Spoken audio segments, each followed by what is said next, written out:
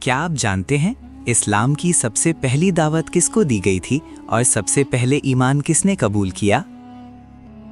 جب محمد صلی اللہ علیہ وسلم پر غار حرا نے پہلی وحی نازل ہوئی اور فرشتے نے اقرا کا حکم دیا تو آپ صلی اللہ علیہ وسلم کا دل اللہ کے جلال سے بھر گیا۔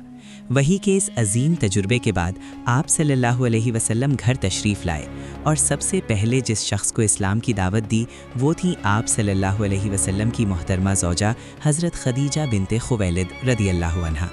انہوں نے نہ صرف آپ صلی اللہ علیہ وسلم کو تسلی دی بلکہ بنا کسی جھجک کے آپ صلی اللہ علیہ وسلم کی رسالت پر ایمان لے آئیں اور کہا کہ اللہ کبھی آپ کو رسوا نہیں کرے گا کیونکہ آپ سچ بولتے ہیں، رشتہ داروں کا خیال رکھتے ہیں اور مظلوموں کی مدد کرتے ہیں۔ اس طرح اسلام کی سب سے پہلی دعوت گھر سے شروع ہوئی اور سب سے پہلی مسلمان بننے کا شرف حضرت خدیجہ رضی اللہ عنہا کو حاصل ہوا، جو ہر مشکل وقت میں حضور صلی اللہ علیہ وسلم کے لیے سب سے بڑا سہارا ثابت ہوئیں۔